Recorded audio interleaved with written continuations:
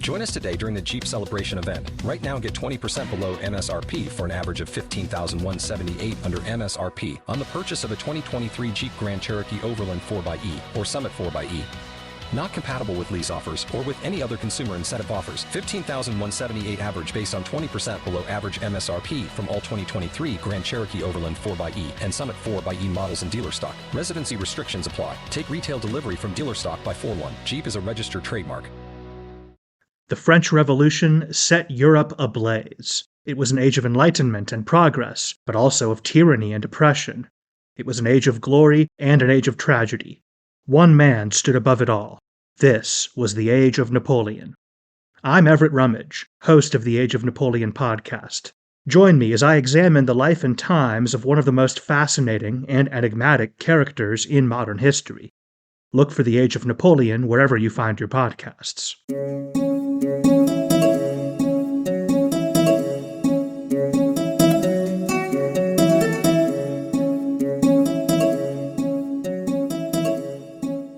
So, 20-year-old Antiochus, guess what? Well, first off, your brother Seleucus III is dead. So, take a few seconds to go through the 5 stages of grieving. Okay, have you processed that? Because we're kind of on a timetable here. No more lounging around Babylon for you. Put down that PlayStation, pick up your spear, and let's go get you an empire. So, what to do first? Well, how about those satraps in Media and Persia who just decided to revolt? Actually, it's bad form to start off your reign by dealing with a few pesky rebels. Let your subordinates take care of that while you go big, attacking Ptolemaic holdings in Coel Syria. And, oh wait, one more thing. Before you go, would you mind getting somebody pregnant? Thus began the glorious reign of the Seleucid king Antiochus III, who'd eventually come to be known as Antiochus the Great. Things were collapsing so quick around him, it was hard not to get swept up in the vortex. But the one thing that everyone agreed on was the need to conceive an heir. The lucky bride was Laodice, the daughter of the Seleucid ally King Mithridates II of Pontus, and also, funnily enough, Antiochus's first cousin. Actually, in this story, it's probably just easier to let you know when somebody isn't someone else's cousin. It'll save us a lot of time. At this point, Antiochus's main supporters were men who'd served his murdered brother, his main advisor Hermaeus, and senior general Epigenes. He also had an elder cousin named Achaeus, who was given command in Anatolia and tasked with continuing the Seleucid War against Pergamon. And, as I just mentioned, an army was sent east to put down the revolt while Antiochus marched on Coel Syria. There are several definitions of what Coel Syria may have actually meant, but I'm taking it to mean all the territories of Syria, Phoenicia, and Judea south of the Eleutherus River. Syria proper, to the north of the river, was Seleucid territory, while Coel Syria to the south was controlled by Egypt. For fans of Bloodline, you can picture the river running at about the same latitude as Emesa. So, let's just say that none of Antiochus's first-year initiatives turned out particularly well. His generals were beaten by the rebel satrap Molon, his attack on Coel Syria went belly up, and though his cousin Achaeus made a strong showing in Anatolia against King Attalus I of Pergamon, he soon rebelled against Antiochus and proclaimed himself to be king. So, yeah, a pretty crappy first year. But then, as they sometimes do, the fates cut Antiochus a break. In 221 BC, the major rebellion of Molon was put down. The following year, an attempt by Achaeus to invade northern Syria collapsed due to mutinous troops, and he was forced to content himself with ruling Anatolia. These developments allowed Antiochus to return his attention to Coel Syria. which means it's time to cue the Fourth Syrian War. Antiochus was particularly encouraged by the fact that King Ptolemy III had recently died, and his young heir, Ptolemy IV, had a reputation as a weak ruler, dominated by his mistress and a few key advisors. Seleucid campaigns in 219 and 218 pushed Egyptian forces south past Gaza. But the rumors of Ptolemaic weakness were greatly exaggerated. In 217, Ptolemy IV showed up to personally lead his forces in the Battle of Raphia. The battle itself was huge, with well over 100,000 troops taking part. It was also the only known historical instance of Asian elephants clashing with their African counterparts.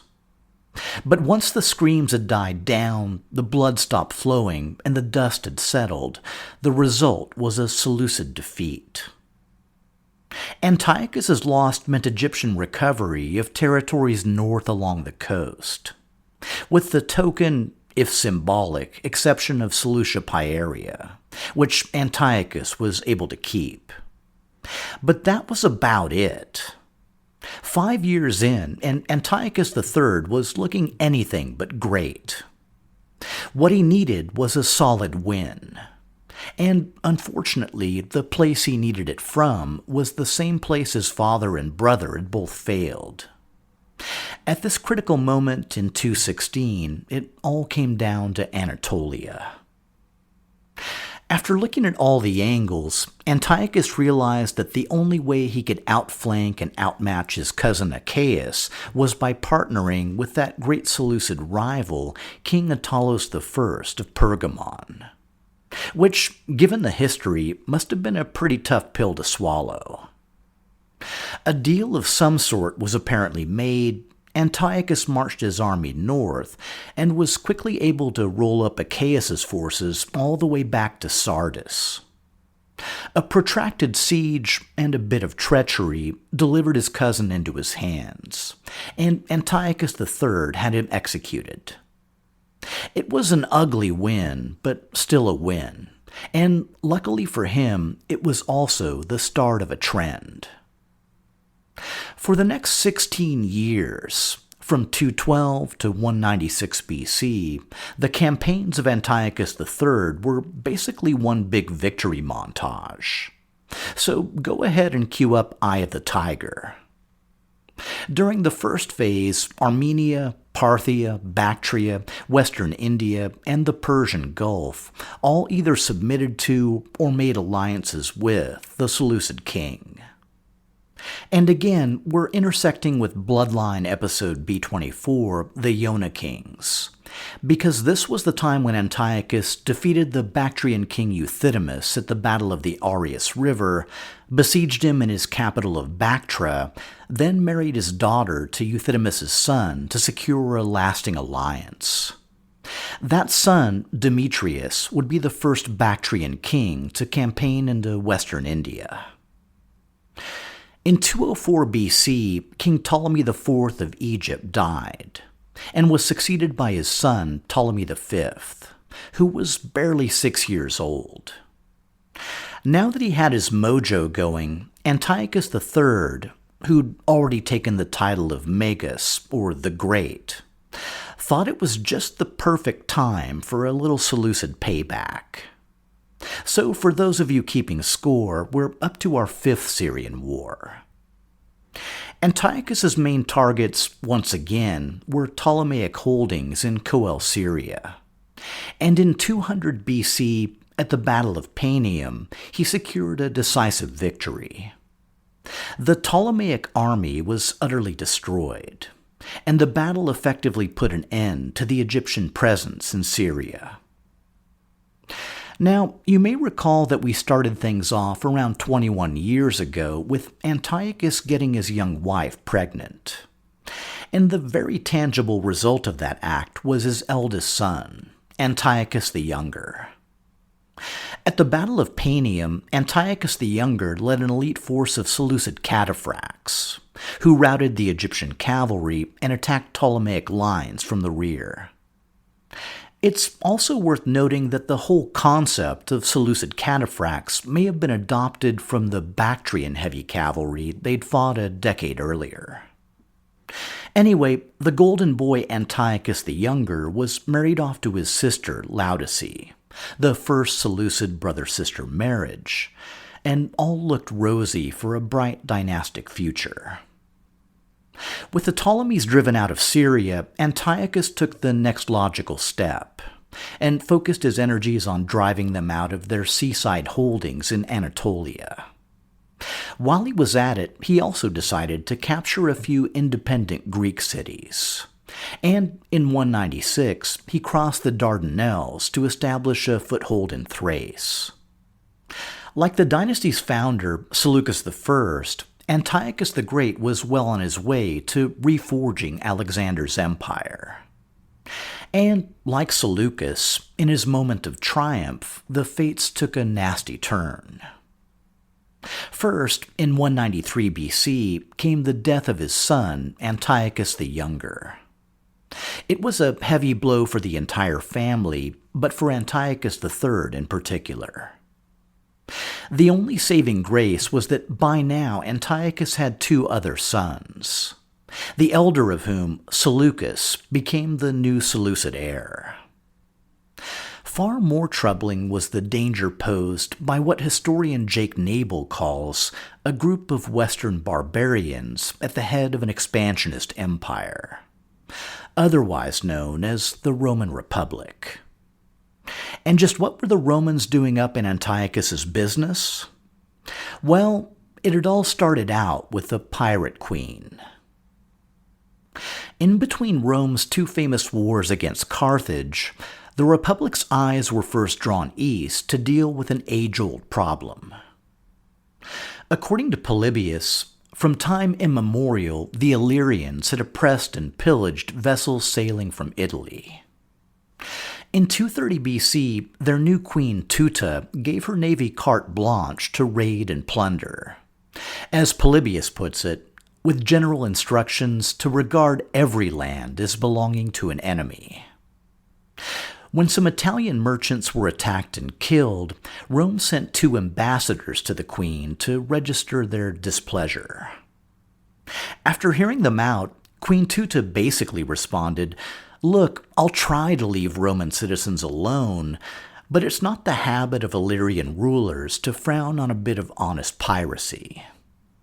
One of the ambassadors got snippy, Tuta got bent out of shape, and the ambassador wound up dead, which prompted the first ever Roman invasion of Eastern territory.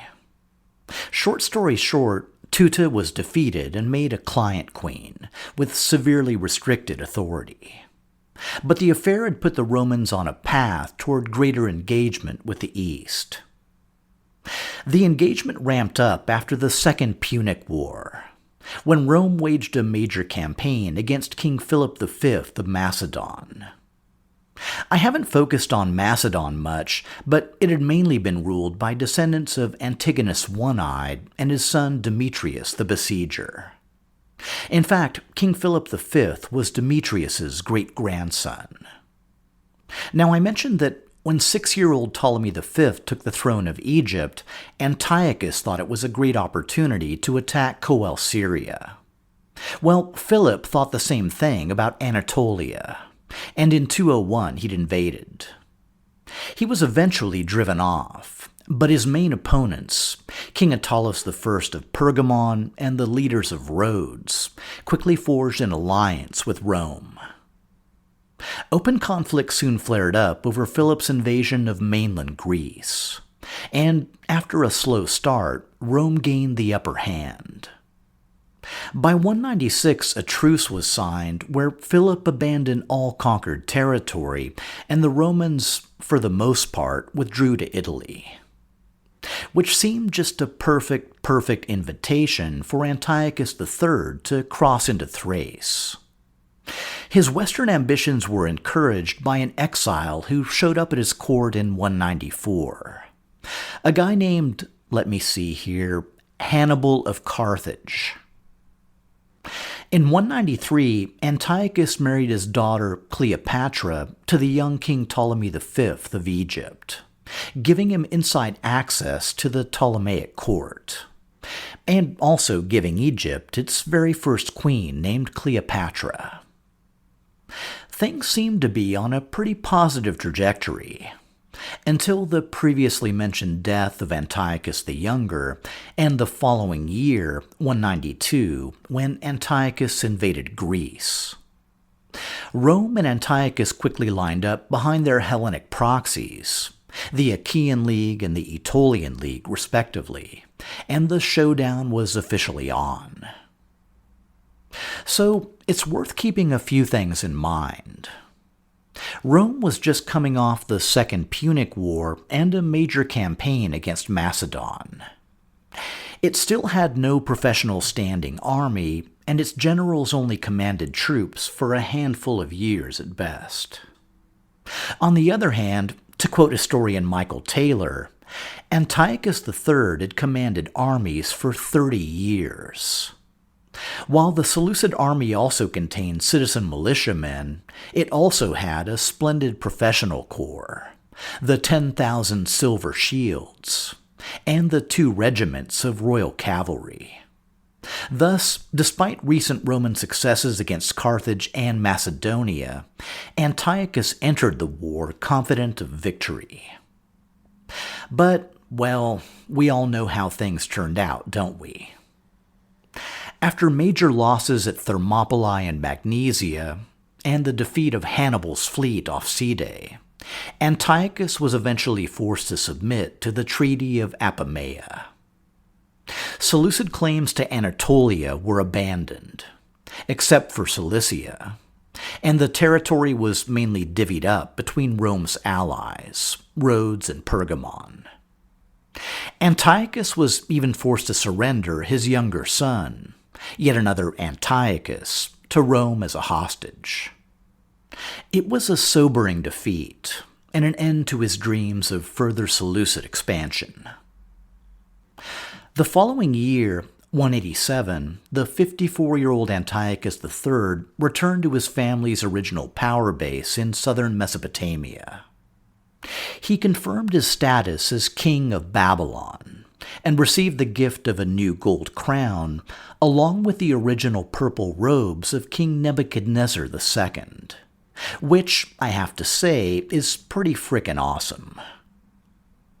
It may have been a bit of recharge and recoup, but it definitely wasn't retirement. Both Parthia and Bactria had new kings, which meant Antiochus III had to show the flag and renew their vows of fidelity. But he also desperately needed money, mainly to pay the war indemnity forced on him by the Romans.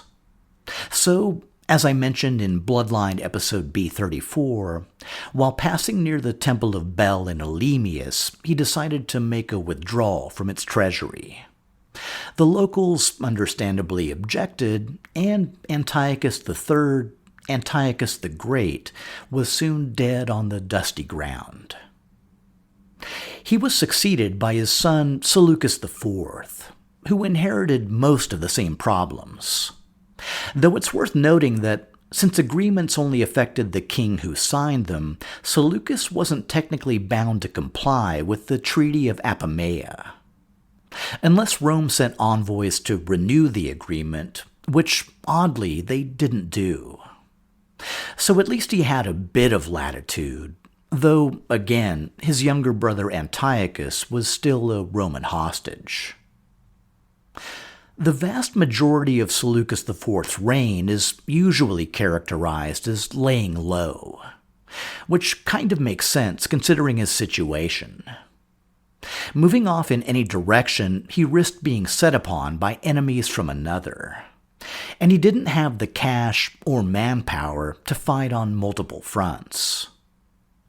The situation eased somewhat in 180 BC, when King Ptolemy V was killed, supposedly to prevent him from launching a war against Syria.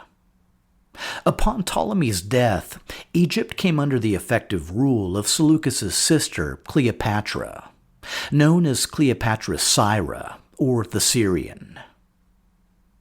The following year, Seleucus IV freed his brother Antiochus from Roman captivity by exchanging him for his own firstborn son, Demetrius.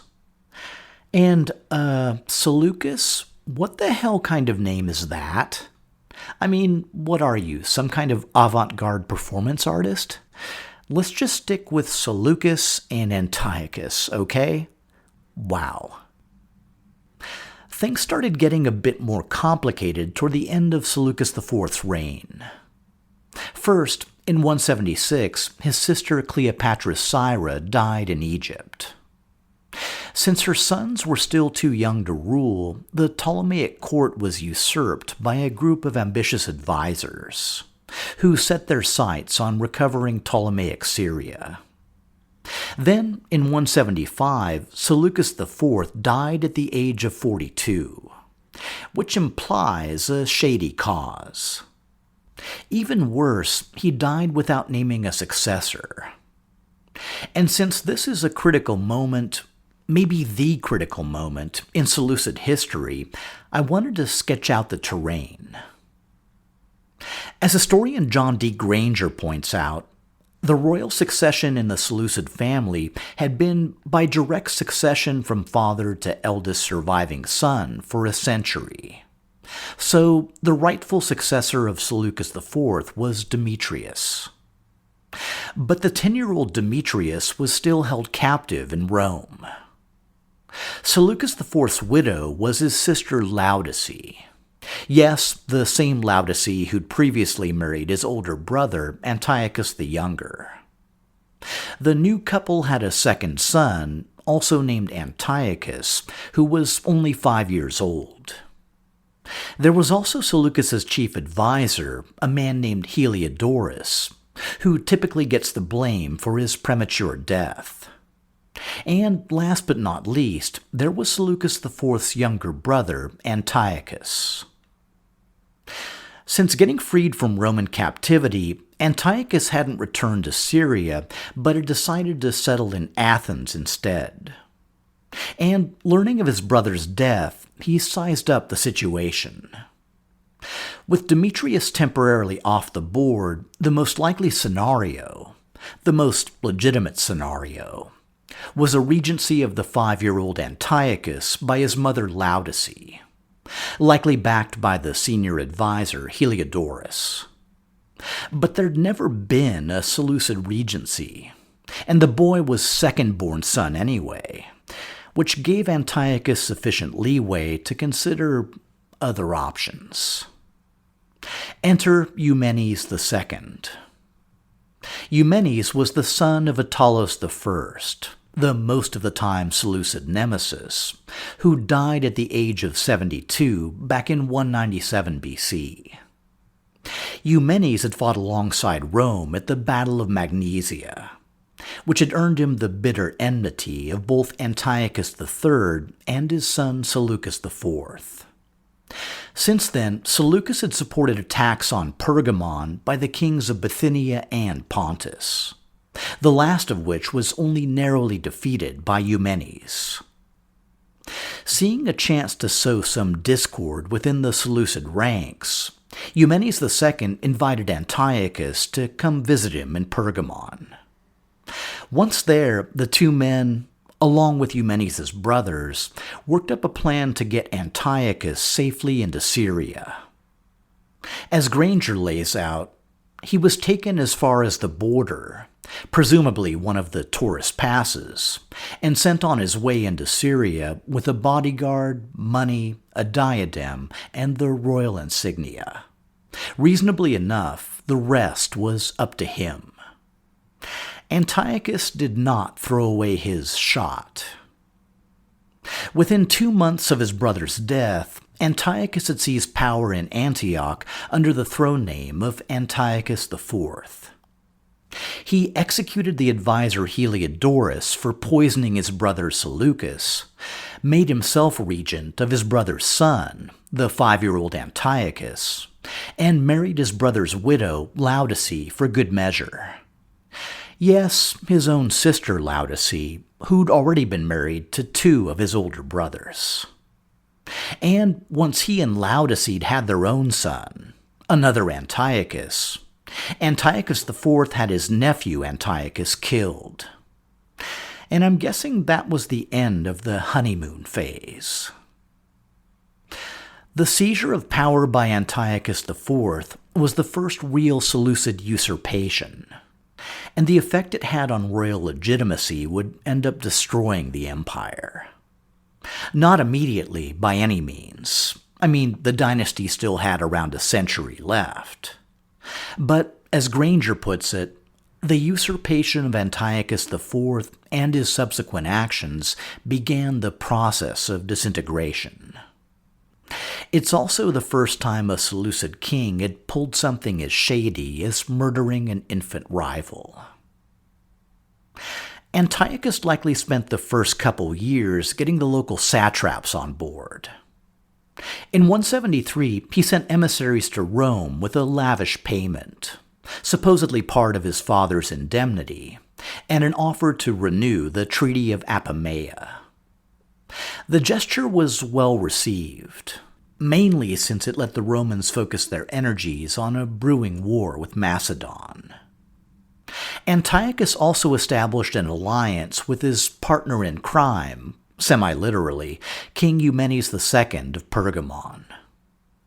All of which meant the picture in the West was starting to look pretty rosy. So, hey, who's up for a 6th Syrian war?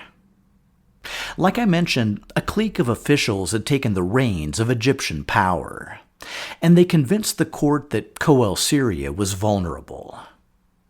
In preparation, the 3 young royals, Ptolemy VI, Cleopatra II, and Ptolemy VIII, were elevated to joint rulers of Egypt in 170 BC.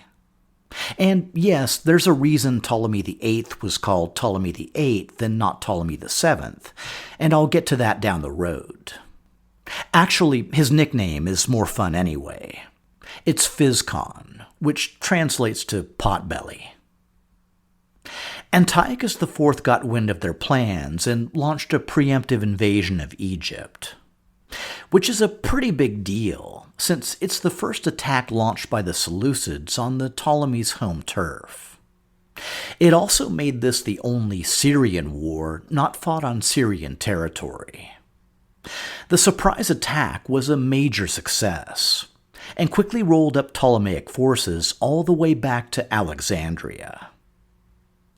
The senior royal, the 16-year-old Ptolemy VI, left the city to negotiate with Antiochus, who was, after all, his uncle. Although, yeah, Antiochus had just killed his other nephew, so anyway, the two reached an agreement. But the rowdy Alexandrines said hell no, and proclaimed Ptolemy's younger brother, the 12-year-old Potbelly, as their one and only true king. Which led to the very bizarre situation of Ptolemy VI joining Antiochus IV in besieging his brother in Alexandria. Before too long, they called off the siege, and Antiochus IV withdrew back to Syria. While Potbelly and his sister Cleopatra kept power in Alexandria, Ptolemy VI was installed in Memphis as basically a Seleucid client king. Antiochus also kept direct control of Pelusium, just in case he ever needed to come back. And now that he'd had some experience dealing with the convoluted world of Egyptian politics, Antiochus felt kind of almost ready to start engaging with Jerusalem. The issue of the moment was the Jewish high priesthood. The previous office holder, Onias III, had been a Yahweh traditionalist, who traced his lineage all the way back to the Jewish release from Babylonian captivity during the reign of Cyrus the Great. Antiochus had recently replaced him with a more religiously flexible priest named Jason, who was apparently popular with the people, then with an outright Hellenizer named Menelaus. Menelaus then proceeded to murder Onias, and Jason, fearing he might be next, returned to Jerusalem, sent Menelaus packing, and reclaimed the role of high priest. It was a reasonable case of self-defense, but was also in defiance of Antiochus's orders. And the real deal-breaker, Jason had suspected Ptolemaic ties. According to the version in 2nd Maccabees, Antiochus set out from Egypt and took Jerusalem by storm. He ordered his soldiers to cut down without mercy those they met and slay those who took refuge in their houses. In the space of 3 days, 80,000 were lost, 40,000 meeting a violent death, and the same number being sold into slavery. Menelaus was restored to the priesthood, and the temple treasury was looted for good measure. And I, for one, anticipate zero resentment and no further problems from Judea. By 168 BC, all 3 Ptolemaic siblings had reconciled, which meant Antiochus no longer had his puppet, which meant it was time for another invasion. Which meant, once again, the Ptolemies were soon rolled up all the way back to Alexandria. This was pretty much Antiochus's best chance to incorporate Egypt into the Seleucid Empire. Though, as Granger points out, doing so would shift the center of gravity west and leave the eastern satrapies vulnerable. But in the end, it wasn't really an option anyway, because guess who chose this very moment to show back up on the doorstep? Rome had spent the better part of the past 4 years fighting King Perseus of Macedon, the successor of Philip V. But in 168, at the Battle of Pydna, Perseus was finally defeated. So, given their very recent experience, the Romans had exactly zero interest in allowing the formation of a new Macedonian supergroup. So they sent a former consul named Gaius Popilius Laenas to have a little chat. Now, you need to understand that Antiochus IV had spent 10 years as a Roman hostage. He felt he understood the Romans pretty well, and when Popilius rolled up in Alexandria, Antiochus was all, "I got this." Which basically sets up one of my all-time favorite scenes. One lovingly captured in exquisite detail by both Livy and Polybius. Antiochus strolled up with his hand extended, and Popilius handed him a senatorial decree, and told him to read it, like right now.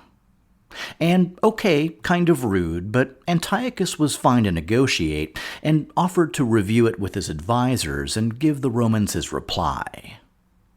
Upon which, and really it's hard to express how much I love this, Popilius took a stick he was carrying, walked up to Antiochus, and dragged the stick in a slow circle around the gobsmacked king. He then basically told Antiochus, "Look, I totally understand this is a very important decision, so please take all the time you need. Just one thing, don't even think of stepping out of that circle until you give me your answer." And again, as a wise friend once told me, if you're ever forced to eat a crap sandwich, there's little point in taking small bites. Antiochus did not want a war with Rome, so he likely put on his warmest smile and responded that he'd happily do whatever the Senate demanded. Which, it turned out, was evacuate all captured Ptolemaic territory. Which is basically the story of how Rome saved the Ptolemaic dynasty. At least until, Antiochus slowly retired from Egypt, looting as he went. Then used the funds to throw himself a quasi-triumph at Daphne, near Jerusalem. While he was there, he accepted the petition of a group of Hellenizing Jews to ban traditional Jewish practices and install a statue of Zeus in the Temple of Jerusalem. But again, I can't stress this enough, I anticipate zero resentment and no future problems from Judea. I mean, okay, there was a minor guerrilla war flaring up under a guy named Judah Maccabee, but really, that should fizzle out in no time. Like Seleucus I in northern Syria and Antiochus I in Anatolia, Antiochus IV patronized cities and encouraged settlement in the recently annexed territories of Coel Syria, including Judea, something the Ptolemies had never really done. He also fathered 2 more children by a concubine, or possible second royal wife, named Antiochus with an I, who were called Alexander and Laodice. He even devoted the tax revenue of 2 Cilician cities to finance their upkeep, which I guess is sweet, but also annoyed the citizens so much that they rebelled, at least until more Seleucid troops arrived. In 165, with the west secure, Antiochus IV set out from Antioch with a body of soldiers. He left his eldest son, the 8-year-old Antiochus, behind in the care of a military commander named Lysias. Granger suggests that the expedition's goal was reinforcing or recovering the positions his father had attained by compelling the renewed submission of Armenia and the Persian Gulf region. He may have also been hoping to counter some recent moves by the Parthians. We can make some guesses regarding his route, but all we know for sure is where things ended. As I mentioned in Bloodline episode B34, in 164 BC, Antiochus IV entered Elemius and tried to loot the local temple of Artemis Nanaia, which was similar to what his father had done at the nearby temple of Bel. But this time, the locals were tipped off, came to defend the temple en masse, and convinced him to leave it alone. Shortly afterwards, in the city of Tabai, Antiochus IV was taken by an unknown disease and died at the age of 51. What exactly did he leave behind? Well, he had a named successor back in Syria in the care of a senior officer, which was pretty good. But unfortunately, it was only one piece of the puzzle. On his deathbed, Antiochus passed his royal insignia to a military commander named Philip, who seemed to think this made him the young heir's regent. There was also Antiochus's concubine, Antiochus, and her children Alexander and Laodice. And, seemingly forgotten far away in Rome, was a tactical nuke by the name of Demetrius, eagerly waiting for any opportunity to reclaim his rightful throne. This, then, is the beginning of our story. But I'm not going to start it off in Syria or in Rome. Instead, I'm going to start it off in Alexandria in the same year as Antiochus's death, with the birth of a young Ptolemaic princess named Cleopatra Thea.